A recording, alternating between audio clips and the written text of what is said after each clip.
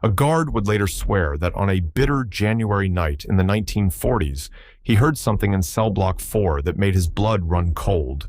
Not a voice exactly, but a low, guttural moan rolling down the stone corridor, followed by what he described as laughter with no breath behind it. He radioed for backup. When he and another officer reached the cell block, they found nothing. No inmate out of place, no broken lock, no source for the sound at all. He filed his report anyway, because in this place, strange things were simply part of the job. This was Eastern State Penitentiary, rising cold and fortress-like above the Fairmount section of Philadelphia, Pennsylvania.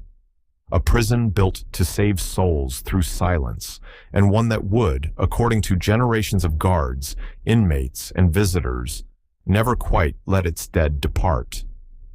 To understand why this place earned such a reputation, we have to go back to the world that built it, a world consumed by a radical, almost utopian idea about crime and punishment. In the late 18th and early 19th centuries, American penal reform was dominated by Quaker thinking, and nowhere was that influence stronger than in Pennsylvania. Reformers, many connected to the Philadelphia Society for Alleviating the Miseries of Public Prisons, believed that the brutal punishments of the colonial era, public floggings, branding, the pillory, did nothing to reform the criminal soul. They believed true penitence required isolation, silence, and reflection. The word penitentiary itself comes from this idea, a place where the guilty could become penitent. Construction began in 1822 under the direction of architect John Haviland, and the prison opened its gates in 1829.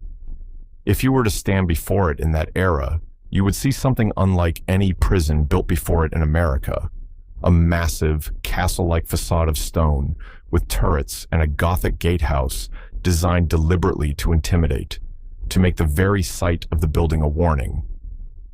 Haviland's design was radical in its interior logic as well.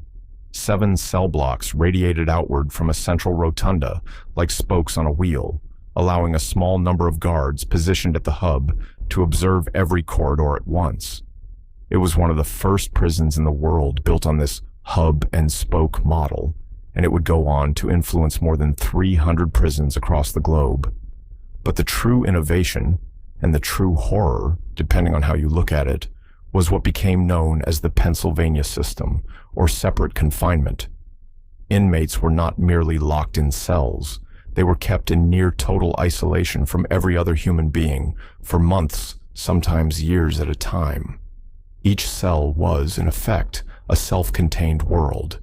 Prisoners had their own private exercise yard attached to the cell, their own skylight. Reformers called it the Eye of God, meant to remind the prisoner that he was always watched by a higher power. Food was passed through a small slot in the door, called a feeding hole, so that no inmate ever had to see the face of another prisoner, or even a guard, if the system was followed to the letter. When a prisoner was moved anywhere within the building, guards placed a heavy hood over his head so he could never learn the layout of the prison or recognize another inmate outside. If you find this kind of forgotten detail as unsettling as we do, take a moment to subscribe, because the deeper this story goes, the darker it gets, and you won't want to miss what comes next. The reformers believed this silence would produce reflection and repentance. In practice, it produced something closer to psychological devastation. Prisoners spent 23 hours a day inside cramped stone cells, roughly 8 by 12 feet, with only that narrow skylight for a connection to the outside world. Some prisoners were kept in these conditions for years. Contemporary visitors and inspectors began documenting alarming behavioral changes among inmates. Some grew catatonic, others became violently disturbed, some were driven to what observers of the period called insanity, though we should be careful applying modern psychiatric language retroactively. What we do know from surviving prison records and inspection reports is that the isolation frequently broke men in ways the reformers never anticipated. One of the most famous visitors to document this was Charles Dickens, who toured Eastern State in 1842 during his trip to the United States. Dickens was deeply disturbed by what he witnessed. In his travel account, American Notes, he wrote extensively about the psychological toll of the system, describing it as a form of torture, more insidious than physical punishment, because it attacked the mind rather than the body.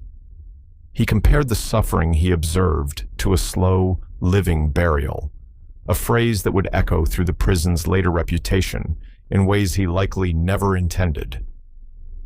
Dickens's account remains one of the most valuable eyewitness records we have of the early Pennsylvania system in operation, written by a man with no reason to exaggerate, and every reason, as a novelist attuned to human suffering, to observe carefully. The prison's population grew steadily through the 19th century, and by the 1830s and 1840s, it had become something of an international curiosity. Foreign dignitaries and reformers traveled specifically to study the Haviland design and the separate system, hoping to replicate it. Alexis de Tocqueville, sent by the French government to study American prisons, also visited and wrote about Eastern states' methods, though his assessment was more measured than Dickens's. By the 1860s and 1870s, the strain of the Pennsylvania system had become impossible to ignore. The prison was overcrowded far beyond what the isolation model could sustain, and the costs of maintaining individual exercise yards and separate handling for every inmate proved financially unsustainable. Administrators quietly began abandoning strict separate confinement, though it wasn't formally ended until 1913, when Eastern State converted to the more conventional congregate system used by most American prisons, housing multiple inmates and allowing group labor and interaction. If the story of the Pennsylvania system alone earns this prison its place in history, what happened here in the decades that followed only deepened its dark reputation. So stay with us, because we're only getting started. As the 20th century progressed, Eastern State evolved into something closer to a conventional, if still formidable, American prison. New cell blocks were constructed, some stacked with multiple tiers of cells, drastically altering Haviland's original vision.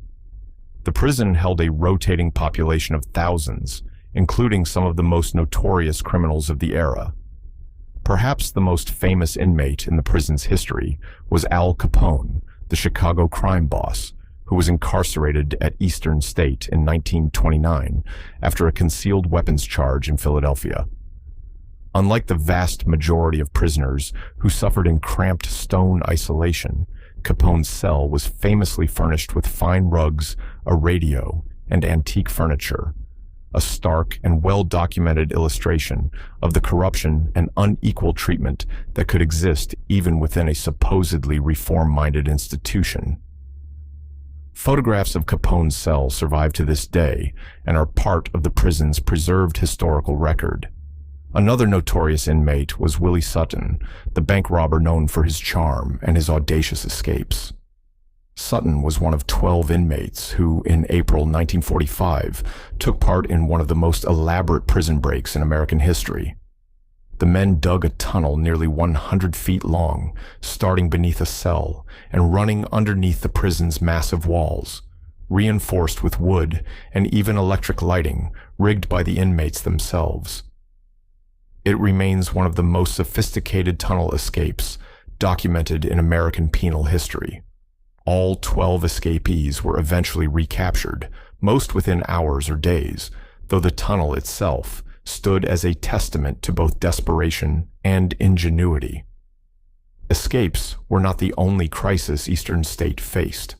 The prison endured multiple documented riots throughout the 20th century, driven by overcrowding, harsh conditions, and rising tensions between inmates and administration.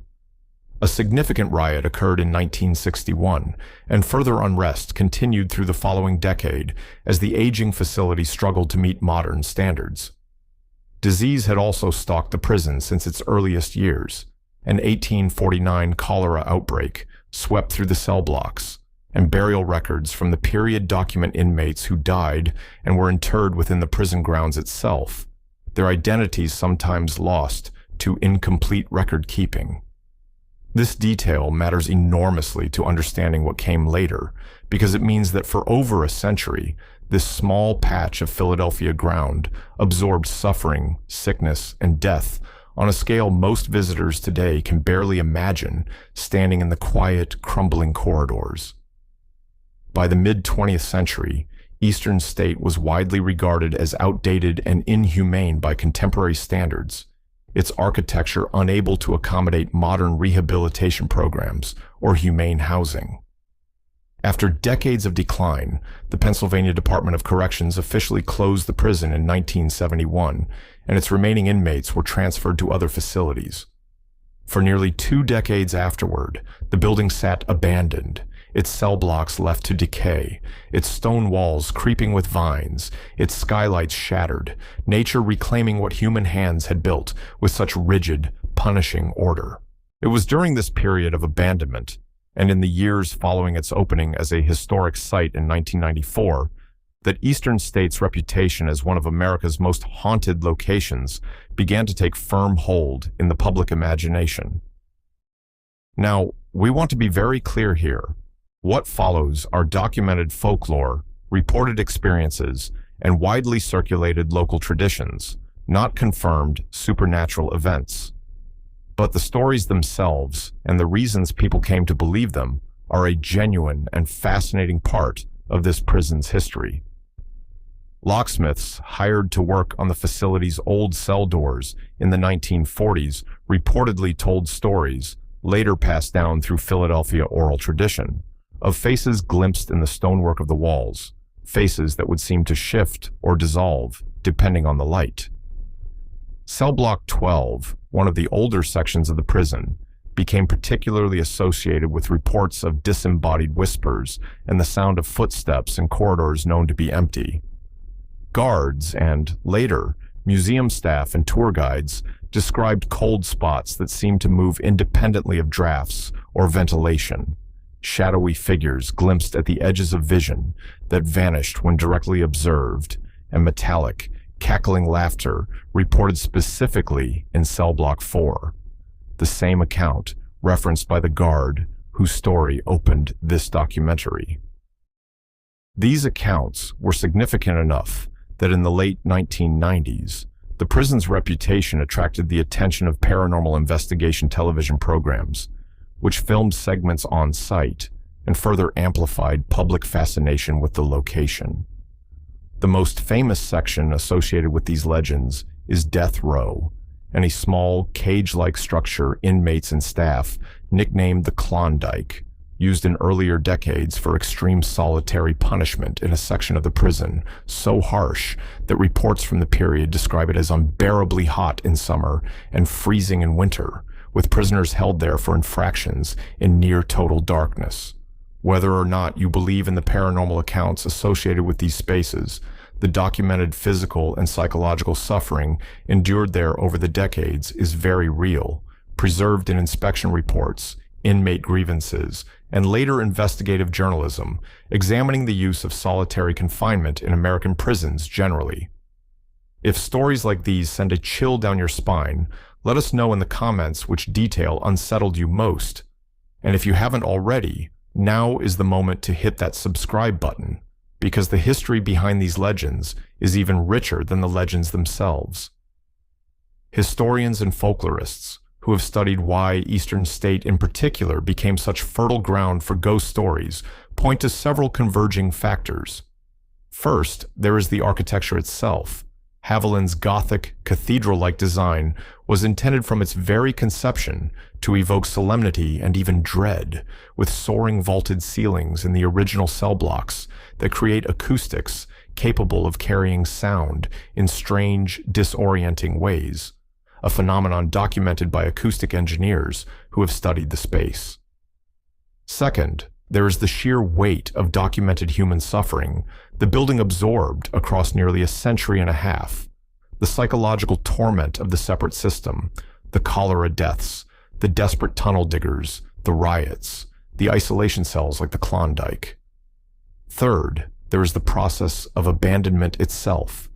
Few experiences unsettle the human mind quite like walking through a vast, decaying structure that once held thousands of confined human beings and now stands empty, its skylights broken, ivy growing through rusted cell doors, pigeons nesting where guards once patrolled. Folklorists studying institutional ghost stories more broadly have noted that places associated with extreme confinement, suffering, and death, asylums, sanitariums, prisons, consistently generate this kind of enduring supernatural tradition across cultures and centuries, not necessarily because of any confirmed paranormal activity, but because such places serve as vessels for collective memory too heavy for ordinary explanation. Eastern State fits this pattern precisely. The prison's own historical records, inmate logs noting deaths, inspection reports describing mental breakdowns under separate confinement, newspaper accounts of the cholera epidemic, and the sheer number of individuals who passed through Eastern State's gates only to leave broken, or never leave at all, provided more than enough raw material for the legends that followed. Today, Eastern State Penitentiary stands as a designated National Historic Landmark, preserved not as a functioning prison, but as a museum and site of historical reflection, drawing visitors from around the world who come both for its genuine architectural and penal history, and for its reputation as a place where, many claim, the past has never fully released its grip. Preservationists have worked carefully to stabilize the crumbling cell blocks while maintaining their haunting, half-ruined character, a deliberate choice that keeps visitors connected to the weight of the site's history, rather than sanitizing it into a polished museum piece. What makes Eastern State's story so enduring is not any single confirmed haunting or unexplained event, but the way its documented history and its folklore reinforce one another so seamlessly. This was a prison built on the sincere, if ultimately misguided belief that silence and isolation could purify the human soul. Instead, it produced decades of documented psychological suffering, disease, death, and desperation, housed within walls specifically designed to feel like a fortress separating the condemned from the world of the living. When you understand that history, the cholera dead buried within its grounds, the men driven to break down in the silence of their cells, the tunnel dug by hand through darkness toward a freedom most would never keep, the stories that later generations told about restless spirits and unexplained voices in empty corridors feel less like invention and more like an echo, a kind of folk memory trying to give shape to suffering the official records could never fully capture. Whether or not you believe anything of the dead remains within those stone walls. The history itself is haunting enough.